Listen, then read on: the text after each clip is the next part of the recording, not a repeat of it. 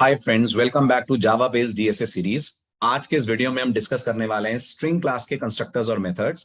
लेकिन वीडियो शुरू करने से पहले मैंने पिछले वीडियो में आपसे एक क्वेश्चन पूछा था, एक चैलेंज थ्रो करा था कि स्ट्रिंग क्लास में कितने कंस्ट्रक्टर्स हैं। तो मैं आपको उसका आंसर बता दूं और विनर्स के नाम अनाउंस कर दूं आगे बढ़ने से पहले। फ्रेंड्स, इसका आंसर है स्ट्रिंग क्लास में एक्टिव कंस्ट्रक्टर्स 13 है। वैसे तो स्ट्रिंग क्लास के पास 15 कंस्ट्रक्टर्स हैं, लेकिन दो कंस्ट्रक्टर्स जावा 7 ऑनवर्ड्स डेप्लीकेट हो गए। तो जावा ने इस समय एक्टिव कंस्ट्रक्टर्स जो स्ट्रिंग क्लास में रखे हैं वो 13 कंस्ट्रक्टर्स रखे हैं। और जिन स्टूडेंट्स ने इसका सही जवाब दिया है उनका नाम आपके स्क्रीन के ऊपर फ्लैश हो रहा है। They are the winners, so I am giving a shout out to these students. All the best, आगे के ऐसे ही क्वेश्चंस आप अटेम्प्ट करते रहें। आगे बढ़ने से पहले अब आज का क्वेश्चन मैं आपसे पूछता हूं। आज का क्वेश्चन है, अगर आपने लास्ट वीडियो देखा हो, कि जावा में स्ट्रिंग को इम्यूटेबल करा गया है। तो फ्रेंड्स, आपको ये बताना है कि जावा की डेवलपमेंट टीम ने क्यों, किस रीजन से स्ट्रिंग को इम्यूटेबल करा, या यूं कह लीजिए स्ट्रिंग को इम्यूटेबल रखने के बेनिफिट क्या है। Why was string created as an immutable class. क्या हो जाता अगर स्ट्रिंग को वो लोग म्यूटेबल कर देते? तो सोचिएगा, ढूंढिएगा, इसके जवाब आपको इंटरनेट पे कई जगह मिलेंगे। Come up with the correct answer. लेकिन अभी शुरू मत कर दीजिएगा ढूंढना, अगले वीडियो तक रुकिएगा। आज के इस वीडियो में पहले हम डिस्कस कर लें स्ट्रिंग के कंस्ट्रक्टर्स और स्ट्रिंग के कुछ इंपॉर्टेंट मेथड्स। तो फ्रेंड्स, जैसा मैंने आपसे कहा, स्ट्रिंग क्लास के पास टोटल 13 कंस्ट्रक्टर्स हैं। हमें सारे के सारों की जरूरत अभी नहीं है। इन 13 में से जो सबसे पॉपुलर कंस्ट्रक्टर्स हैं वो हैं 4। तो मैं शुरू इन 4 कंस्ट्रक्टर्स की वर्किंग के साथ कर रहा हूं। इन 4 में जो हमारा पहला कंस्ट्रक्टर है, राइट, तो फ्रेंड्स उसकी प्रोटोटाइप कुछ ऐसी है। कंस्ट्रक्टर पैरामीटर में आपसे कुछ नहीं लेता है और क्या क्रिएट करता है, ये क्रिएट करता है आपके लिए एक एम्प्टी स्ट्रिंग। तो जब भी आप जावा में इस कंस्ट्रक्टर को यूज करोगे, जावा एम्प्टी स्ट्रिंग ऑब्जेक्ट आपके लिए मेमोरी में क्रिएट करेगी। कैसे? कुछ ऐसे। आपने जावा से कहा string s1 equal to new string, notice कीजिएगा, और आपने पैरामीटर में कुछ भी पास नहीं करा। What will Java do? Java memory के अंदर एक स्ट्रिंग ऑब्जेक्ट बनाएगी। ऑब्जेक्ट अभी भी बनेगा, ध्यान दीजिएगा, क्योंकि आपने न्यू बोला है। तो जावा पहले तो एक s1 रेफरेंस बनाएगी। उसके बाद, जैसा आप जानते हैं, न्यू हीप एरिया में ऑब्जेक्ट क्रिएट करता है। तो जावा आपके कंप्यूटर के हीप एरिया में जाएगी और इस हीप एरिया में जावा क्रिएट करेगी एक स्ट्रिंग ऑब्जेक्ट। तो फ्रेंड्स, ये एक स्ट्रिंग ऑब्जेक्ट होगा जो 0 लेंथ का होगा, इसके अंदर कोई स्ट्रिंग नहीं होगी। और अगर मैं मान लूं इस स्ट्रिंग ऑब्जेक्ट का एड्रेस 8000 है, तो हमारे S1 के अंदर आएगा 8000 और S1 इसको करने लगेगा पॉइंट। ये होगा जब आप non parameterized constructor of the string class करेंगे कॉल। जावा एक 0 लेंथ की स्ट्रिंग मेमोरी में क्रिएट करेगी, S1 में उस स्ट्रिंग का एड्रेस स्टोर करेगी, और अगर आप इसकी लेंथ कैलकुलेट करें, लेंथ निकलवाएं, जो आप जानते हो कि लेंथ मेथड से निकाल सकते हैं, तो आपको लेंथ के रिस्पॉन्स में आंसर मिलेगा 0। ठीक है, तो ये था हमारा स्ट्रिंग क्लास का पहला कंस्ट्रक्टर। अब हम बात करते हैं स्ट्रिंग क्लास के दूसरे इंपॉर्टेंट कंस्ट्रक्टर की, जिसे आप C++ बैकग्राउंड से हैं तो कॉपी कंस्ट्रक्टर भी बुला सकते हैं। स्ट्रिंग क्लास का जो दूसरा कंस्ट्रक्टर है वो है जो आपसे एक स्ट्रिंग लेता है और इस स्ट्रिंग की मेमोरी में एक कॉपी बना देता है। ठीक है, आपसे एक स्ट्रिंग लेगा, मेमोरी में एक कॉपी बनाएगा, और वो कॉपी आपके नए रेफरेंस में रिटर्न हो जाएगी। कैसे? तो इसका एक सैंपल कोड लेते हैं, विद डायग्राम समझने की कोशिश करते हैं। तो इमेजिन करिए, मैंने एक स्ट्रिंग डिक्लेयर करी by the name of city, और मैंने यहां पर लिखा string city equal to new string, double quotes में मैंने पास करा भोपाल। राइट, ये लाइन मान लीजिए मैंने लिखी, string city equal to new string, double quotes में पास करा मैंने Bhopal. What is Java going to do? Java city नाम का एक रेफरेंस बनाएगी, गौर कीजिएगा। ठीक, जावा हीप एरिया में जाकर एक नया स्ट्रिंग ऑब्जेक्ट क्रिएट करेगी, जिस स्ट्रिंग ऑब्जेक्ट के अंदर जावा स्टोर करेगी आपके द्वारा भेजी गई स्ट्रिंग, जो हमारे केस में है भोपाल। इस स्ट्रिंग ऑब्जेक्ट का मान लीजिए एड्रेस है 9000। ये 9000 हमारे सिटी नाम के रेफरेंस के अंदर रिटर्न हो जाएगा। तो ये जो सिटी नाम का रेफरेंस है, ये किसको पॉइंट करने लगेगा? ये इस स्ट्रिंग को पॉइंट करने लगेगा। और ये कहां बन रही है? मैं बता दूं, ये बन रही है अपने आप में मेमोरी के हीप एरिया में। अब यहां से एक बहुत इंपॉर्टेंट क्वेश्चन और आता है इंटरव्यूज में, कि हम बिना न्यू स्ट्रिंग लिखे भी तो कह सकते थे string city equal to Bhopal. तो क्या होता है जब हम string city equal to Bhopal बोलते हैं, और क्या होता है जब हम बोलते हैं string city equal to new string Bhopal? ये दोनों टेक्निकली एक दूसरे से कैसे अलग है? लॉजिकली ये सेम है, लेकिन टेक्निकली इन दोनों में बहुत बहुत इंपॉर्टेंट डिफरेंस है। तो अब जो डिस्कशन होने जा रहा है उसे आप बहुत ध्यान से सुनिएगा, क्योंकि ये डिस्कशन इंटरव्यू के कई क्वेश्चंस क्लियर करने में आपकी हेल्प करेगा। तो फ्रेंड्स, इमेजिन करिए आपने जावा से बोला string city is equal to new string, double quotes के अंदर आपने स्ट्रिंग पास करी भोपाल। सपोज करिए आपने ये स्टेटमेंट लिखा, जावा क्या करेगी, जावा सिटी नाम का एक रेफरेंस बनाएगी। ओके, फिर जावा ये देखेगी आपने न्यू स्ट्रिंग भोपाल बोला है, तो जैसा मैंने आपको समझाया, जावा हीप एरिया में जाएगी और हीप एरिया में जाकर जावा एक स्ट्रिंग ऑब्जेक्ट क्रिएट करेगी जिसके अंदर वो स्टोर करेगी द स्ट्रिंग भोपाल। और अगर मैं मान लूं इसका एड्रेस 4000 है, तो जावा सिटी के अंदर स्टोर करेगी 4000। यानी ये वाला जो भोपाल है ये मेमोरी में कहां बन रहा है, ये वाला जो भोपाल है ये मेमोरी में बन रहा है हीप एरिया के अंदर, जहां बाकी सारी क्लासेस के ऑब्जेक्ट्स भी बनते हैं, राइट। इसलिए हम इसको बोलेंगे, इस भोपाल को हम क्या बोलेंगे, इस भोपाल को हम लोग बोलेंगे स्ट्रिंग ऑब्जेक्ट, करेक्ट। ये सिटी को हम क्या बोलेंगे, ये सिटी को हम लोग बोलेंगे जावा में स्ट्रिंग रेफरेंस। सिंपल है। अब जैसा मैंने आपसे कहा और मैं कई बार करूंगा अभी कोडिंग लिखते वक्त, जावा बोलती है उससे बेटर तरीका ये नीचे वाला है जब आप देख रहे हैं, जिसमें मैं लिखूंगा सेम स्टेटमेंट एक नए तरीके से, and I write string city equal to double quotes के अंदर भोपाल। इसमें क्या होगा, इसमें जावा क्या करने वाली है, तो मैं क्लैरिफाई कर दूं, जैसे ही आप लिखेंगे string city equal to Bhopal, Java city नाम का बनाएगी एक रेफरेंस।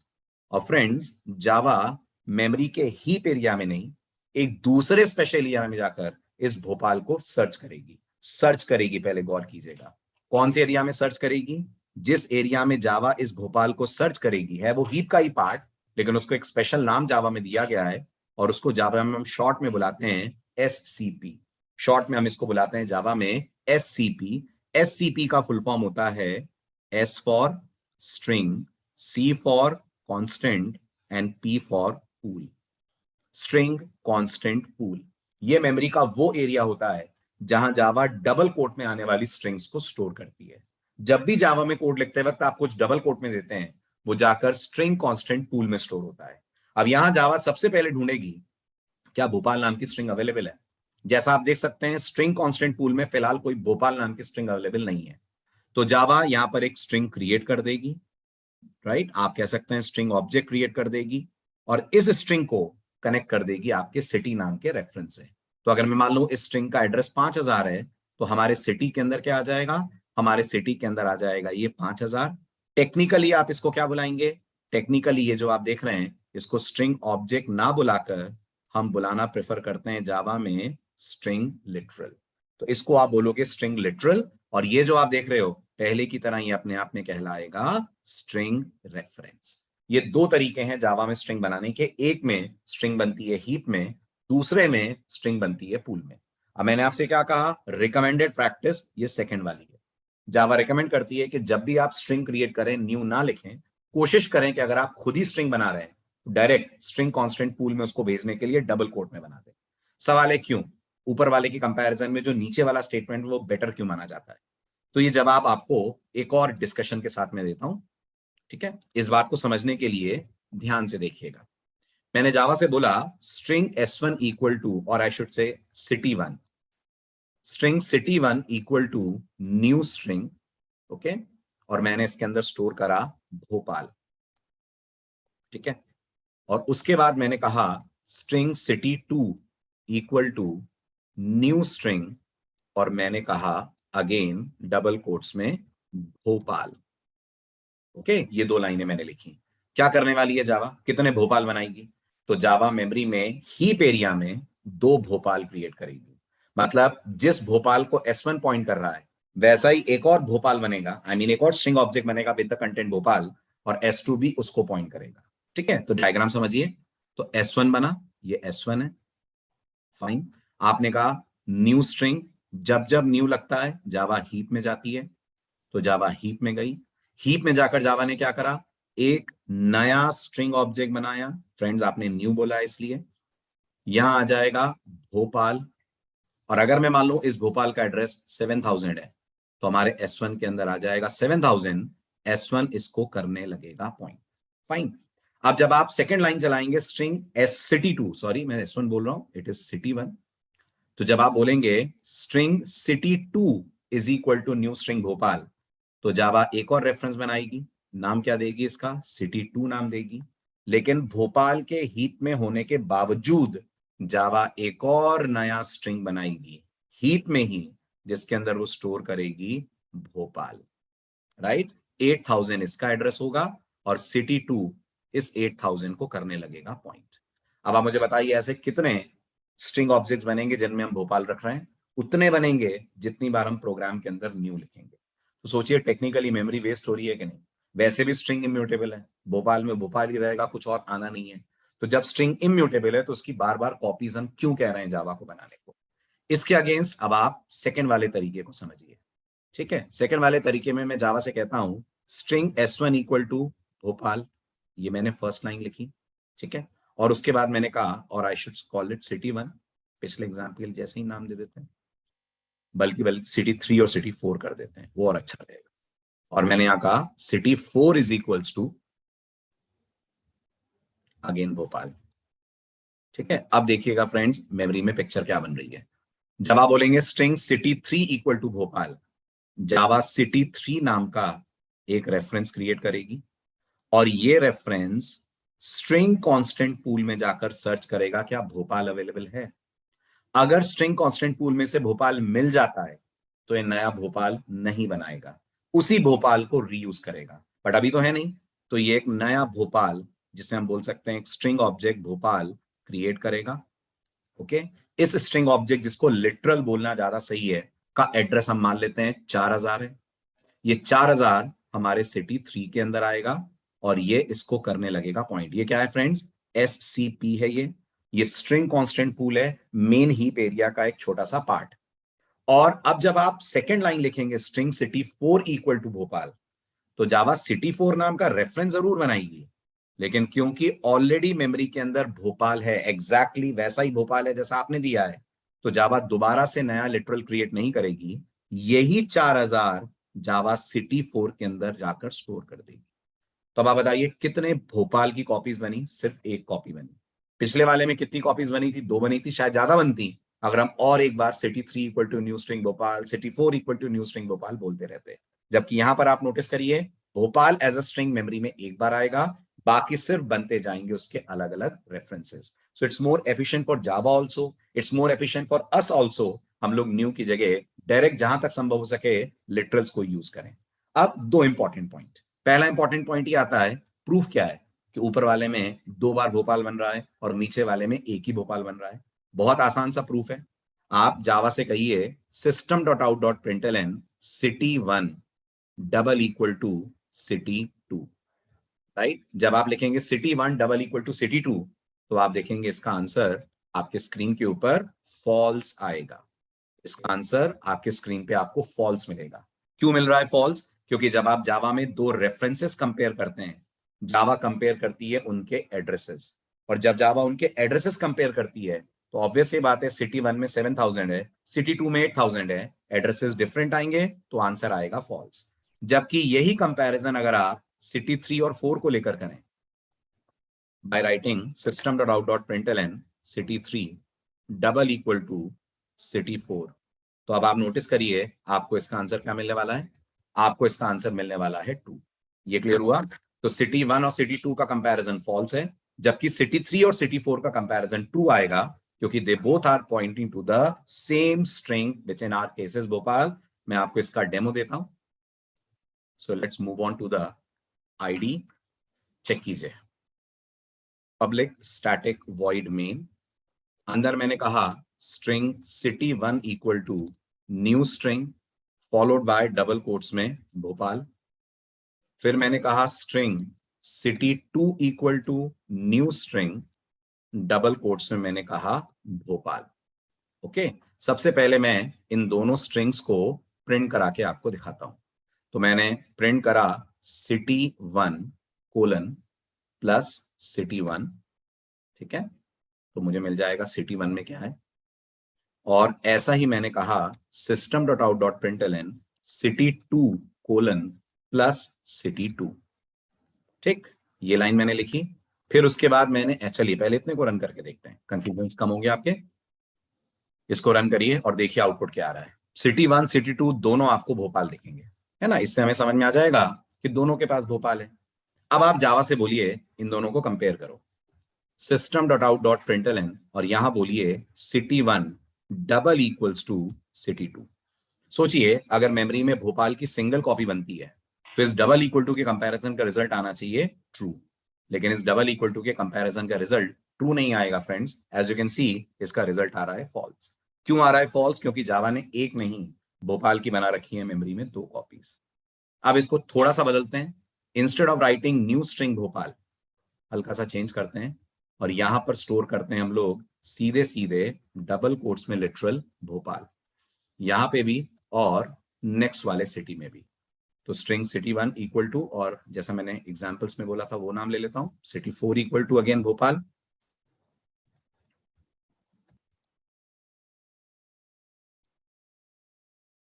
ठीक है। और यहां city3 is city3, city4 is city4 और city3 और city4 को आपस में करते हैं कंपेयर। आउटपुट इनिशियल सेम रहेगा, भोपाल भोपाल 2 बार, बट आप देखेंगे last output rather than false हमें मिलने वाला है ट्रू।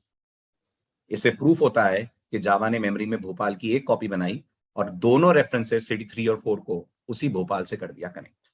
अब एक और इंटरेस्टिंग फैक्ट मैं आपको बताता हूं जावा के स्ट्रिंग के बारे में, वो ये है कि एक्चुअल में जब जावा ने आपको पहली बार string city1 equal to Bhopal लिखते हुए देखा होगा न्यू के साथ, तो जावा ने 2 स्ट्रिंग ऑब्जेक्ट्स बनाए होंगे, 2 स्ट्रिंग ऑब्जेक्ट्स बनाए होंगे, राइट। एक तो बनाया होगा हीप में जिसका एड्रेस मैं आपको बता रहा हूं 7000 है। एक और जावा ने स्ट्रिंग ऑब्जेक्ट बनाया होगा, कहां बनाया होगा? स्ट्रिंग कांस्टेंट पूल में। क्योंकि मैंने आपसे क्या बोला, जब जब हम जावा में डबल कोट्स में कोई स्ट्रिंग बनाते हैं जावा उसे एससीपी में यानी स्ट्रिंग कांस्टेंट पूल में जरूर मेंटेन करती है।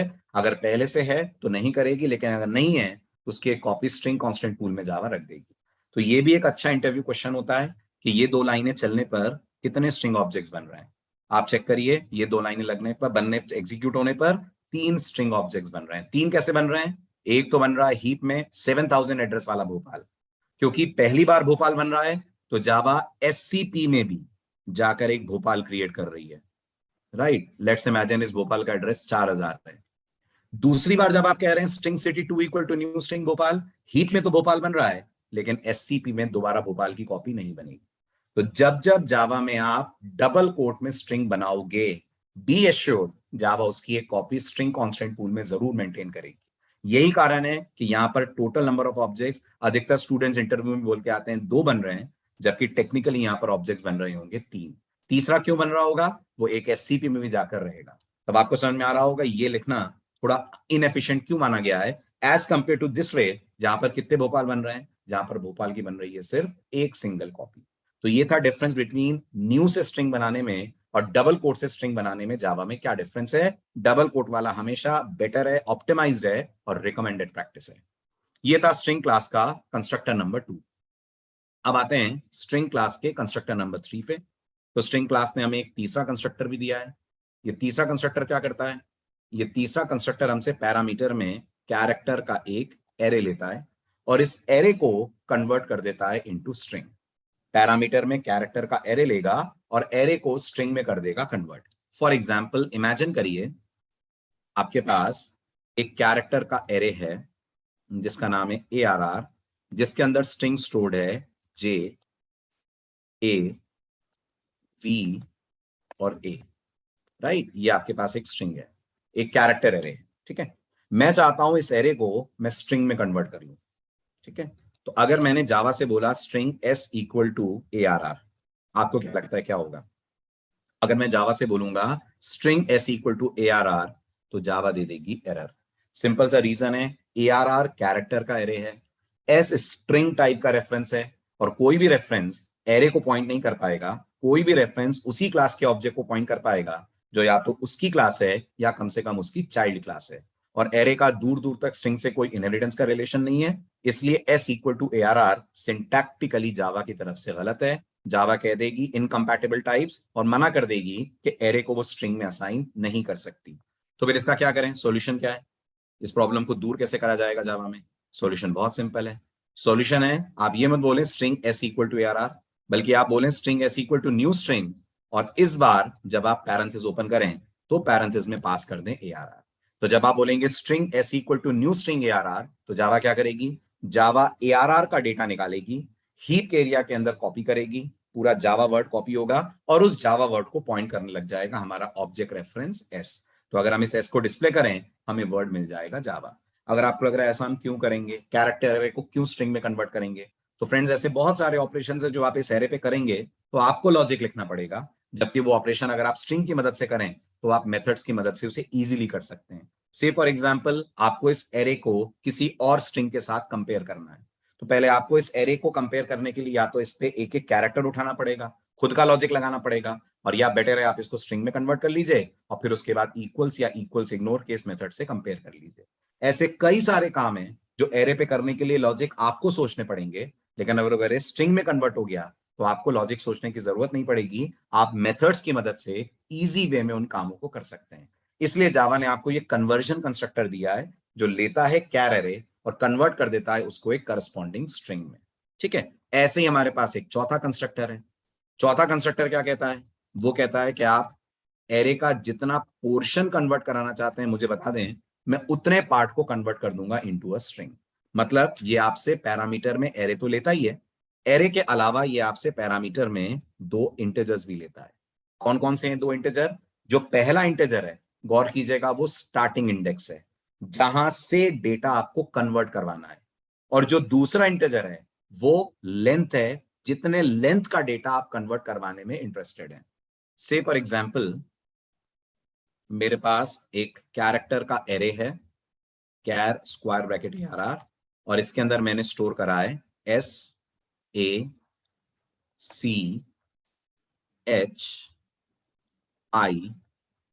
और N, राइट। मैंने स्टोर करा है इसके अंदर द वर्ड सचिन। अब मैं चाहता हूं इस सचिन में से मैं सिर्फ सैक निकालूं, SAC सैक निकालूं। तो मैं जावा से क्या बोलूंगा, मैं जावा से बोलूंगा string S equal to new string parenthesis on, parenthesis के अंदर मैं पास करूंगा ARR। अब आप मुझे बताइए इस एरे में सचिन में S का इंडेक्स क्या है, तो जवाब होगा 0 है। मुझे कितने कैरेक्टर चाहिए S से, तो मुझे 3 कैरेक्टर चाहिए, तो मैं सेकंड आर्गुमेंट पास करूंगा, लास्ट आर्गुमेंट पास करूंगा 3। क्या बोल रहा हूं मैं जावा से, मैं जावा से बोल रहा हूं 0th इंडेक्स पे जाओ और वहां से मुझे 3 कैरेक्टर्स एक्सट्रैक्ट करके दो। तो मुझे 3 कैरेक्टर्स कौन से मिल जाएंगे, मुझे एक मिल जाएगा S, एक A, एक C। जब मैं कहूंगा SOPS as a response I will get SAC। ये है हमारे इस चौथे कंस्ट्रक्टर का रोल। इसका भी मैं आपको एग्जांपल शो कर देता हूं। Let's move on to the development environment, right. Let's go for example 2, this was our example 1।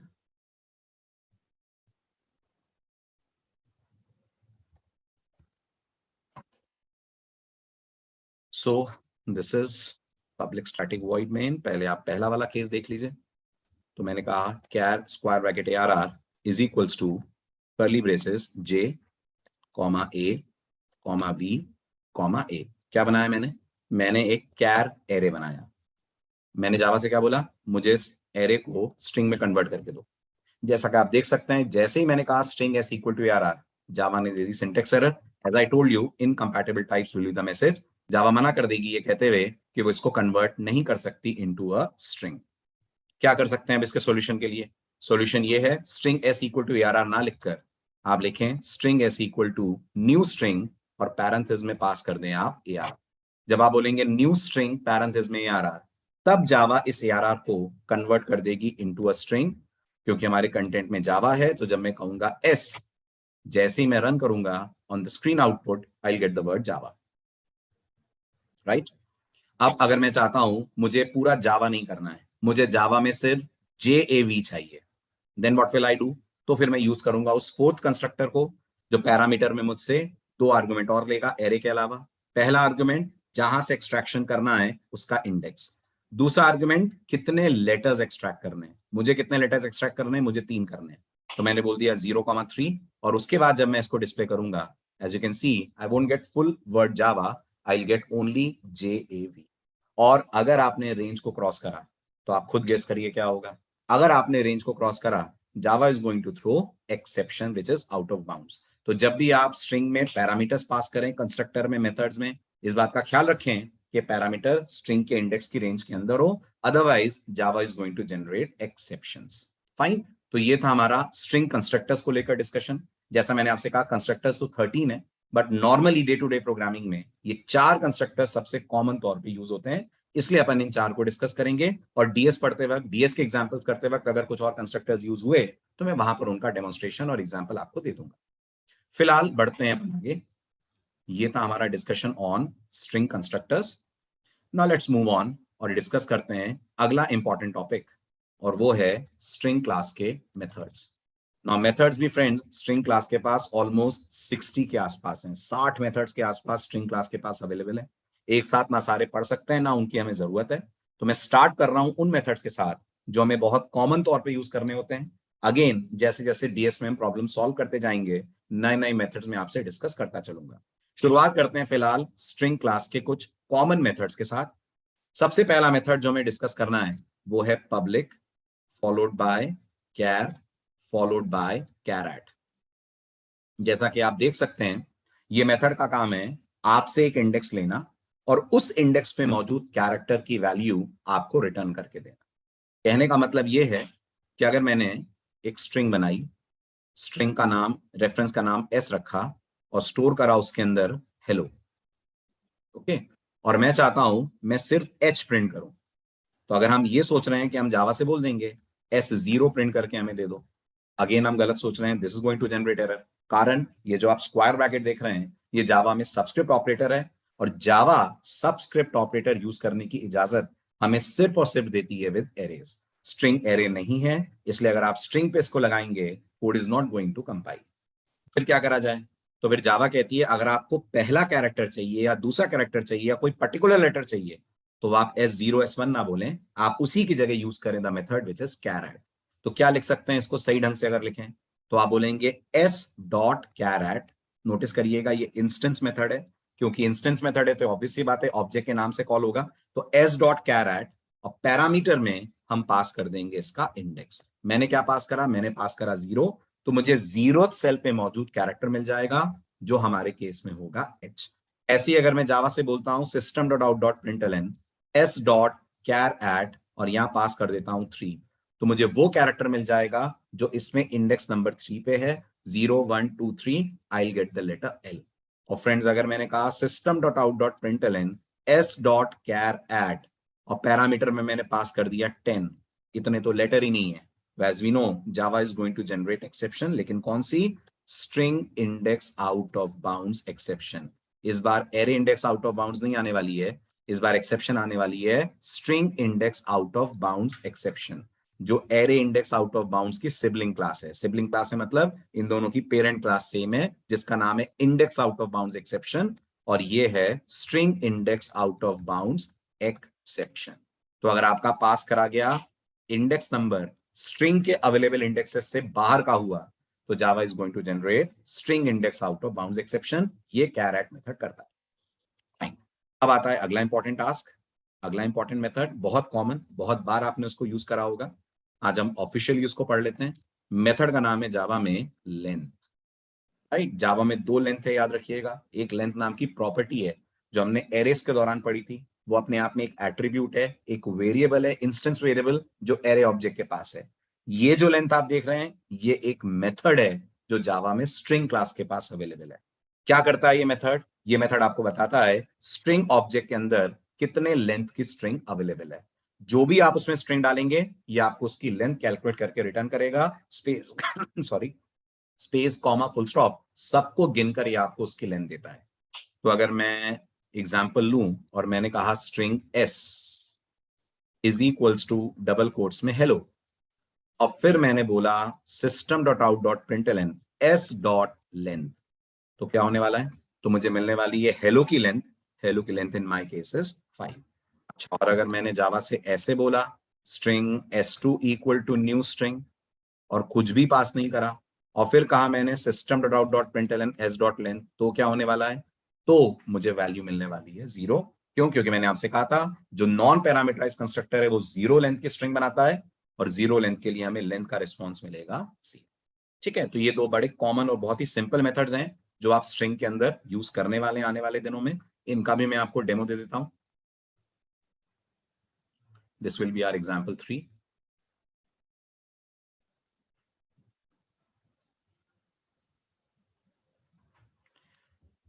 Example 3 public static void main. Okay, तो मैंने यहाँ पर कहा string s equal to hello system dot out dot println s dot length. पहले तो length का example देख लीजिए।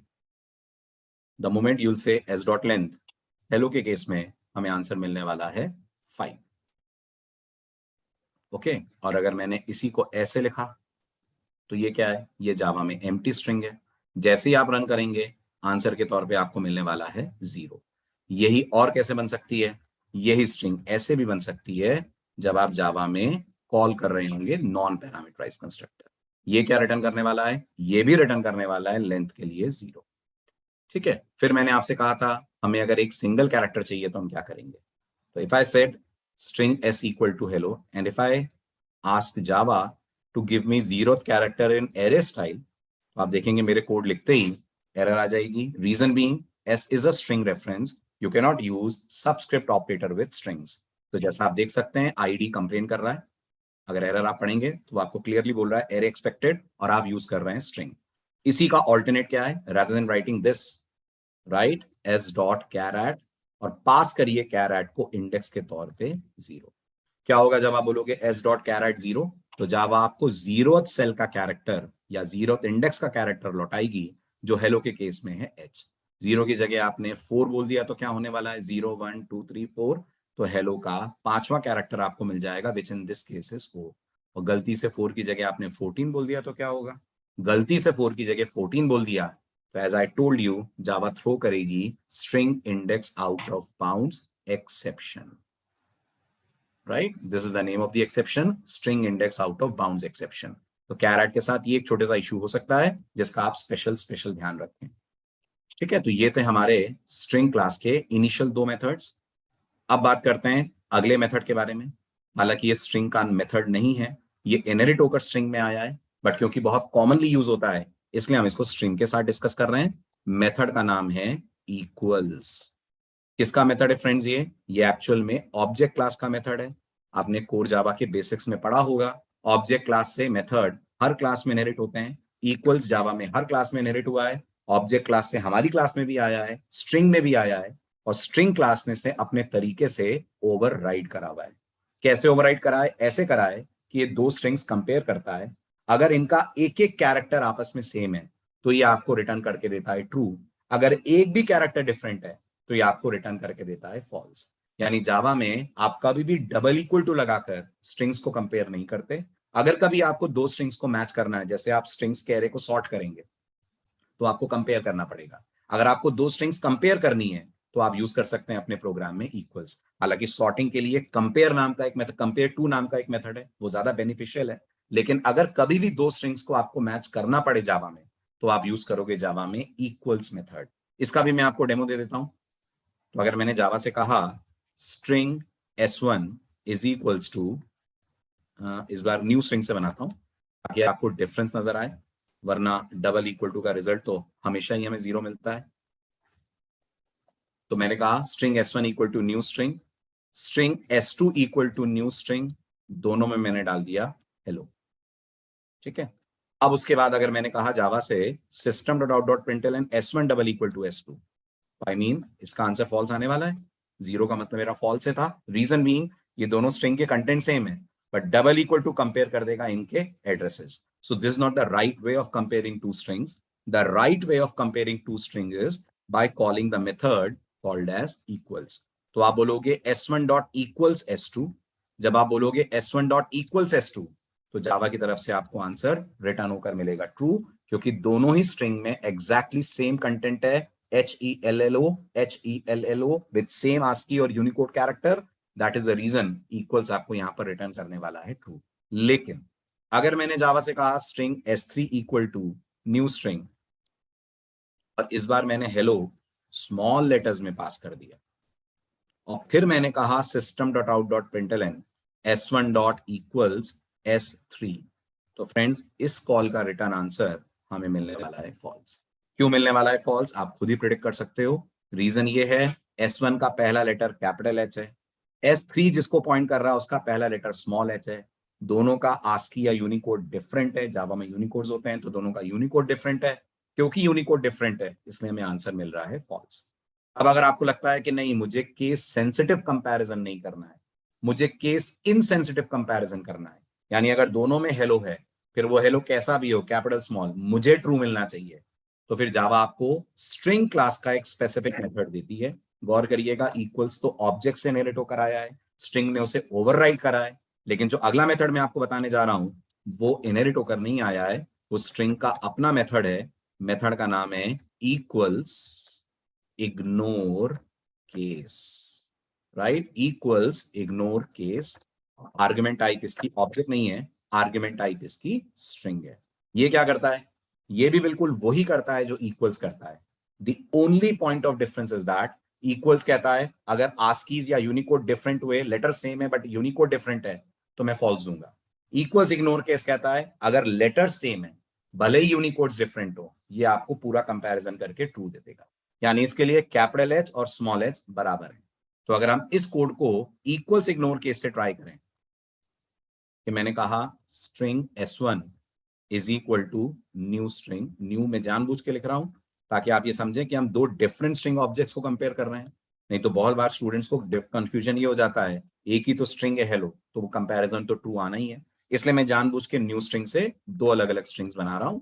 String s2 equal to new string, as you know memory में दो कॉपीज बनेंगी हेलो की, एक कैपिटल एच वाली और एक स्मॉल एच वाली।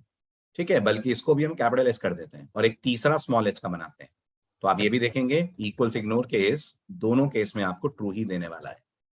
अब आपने यहां पर कहा हेलो, ओके। अब आप बोलिए जावा से system dot out dot println s1 dot equals ignore case, parameter में पास करिए s2। क्या मिलने वाला है इसका जवाब? जब आप बोलेंगे s1 dot equals ignore case s2, obvious सी बात है इसका तो जवाब ट्रू ही आना है क्योंकि दोनों में सेम स्ट्रिंग है। लेकिन जब आप बोलेंगे system dot out dot println s1 dot equals ignore case और पैरामीटर में आप पास करेंगे s3, तो इसका भी जवाब फ्रेंड्स ट्रू ही आने वाला है क्योंकि equals ignore case case insensitive comparison करता है। तो क्या इक्वल्स इग्नोर केस कभी फॉल्स नहीं देगा? बिल्कुल देगा। वो तब आपको फॉल्स देगा जब दोनों के स्ट्रिंग्स बिल्कुल अलग होंगे। जैसे कि इसे देखिए, मैंने कहा string s4 equal to new string और इस बार मैंने पास करा इसमें हाई। s4 के कंटेंट बिल्कुल डिफरेंट है कंपेयर टू s1। अब अगर आपने कहा s1 dot equals ignore case और पास करा आपने यहां पर s4, what is the answer we are going to receive? The answer will be false. क्यों? क्योंकि hello और hi they are not exactly same strings, right? तो अब इसका भी प्रैक्टिकल कर लेते हैं ताकि आपका इतना पार्ट अच्छे से क्लियर हो जाए। Okay, so let's go for example 4.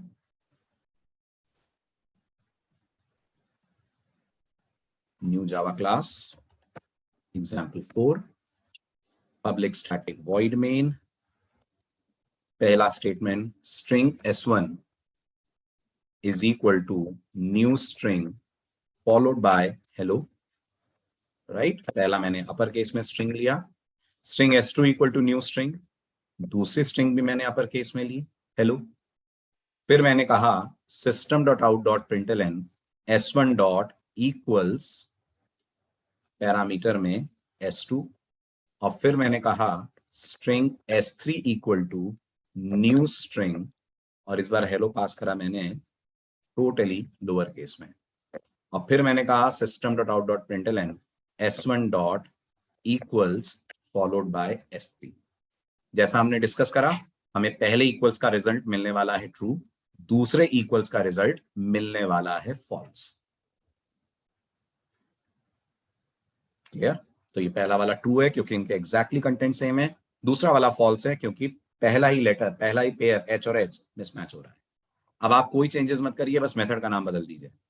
यहां बोल दीजिए इक्वल्स इग्नोर केस, यहां भी बोल दीजिए इक्वल्स इग्नोर केस, फिर चलाइए और फिर देखिए आंसर क्या आता है। तो अब इस बार दोनों ही तरफ आपको मिलेगा ट्रू ट्रू। ओके, और अगर हमने एक s4 लिया जिसमें स्ट्रिंग बिल्कुल ही अलग कर दी, by writing string s4 is equal to new string, content change करके कर दिया मैंने हाई, तो मुझे क्या होगा, क्या मिलने वाला है system dot out dot println S1 dot equals ignore case followed by S4। ठीक, अब ये तीसरा वाला हमें डेफिनेटली देने वाला है फॉल्स, क्योंकि स्ट्रिंग ही टोटली डिफरेंट है। ओके, तो ये थे स्ट्रिंग के कुछ बहुत पॉपुलर और कॉमन मेथड्स। आने वाले वीडियोस में हम डिस्कस कर रहे होंगे डेटा स्ट्रक्चर्स की स्ट्रिंग बेस्ड प्रॉब्लम्स, और उस दौरान मैं आपको स्ट्रिंग के कुछ और मेथड्स बताऊंगा जो हमें उन प्रॉब्लम्स को सॉल्व करने के लिए चाहिए होंगे। आई होप ये वीडियो आपको पसंद आया होगा। अगले वीडियो के लिए तैयार रहिएगा। अगले वीडियो से we'll again start problem solving, और जैसे ही स्ट्रिंग खत्म होती है फिर हम मूव ऑन करेंगे कुछ और इंटरेस्टिंग टॉपिक्स की तरफ, और एक वीडियो में और बनाऊंगा जिसमें मैं आपको स्ट्रिंग बफर और स्ट्रिंग के बीच का डिफरेंस बताऊंगा। ओके, तो वीडियो की नंबरिंग पे ध्यान मत दीजिए, बस आप टॉपिक्स पे फोकस करिएगा ताकि आपके स्ट्रिंग और स्ट्रिंग बफर और डीएस में जो स्ट्रिंग बेस्ड प्रॉब्लम्स हैं वो एकदम क्लियर हो जाएं और अच्छे से आप उन्हें क्रैक कर पाएं।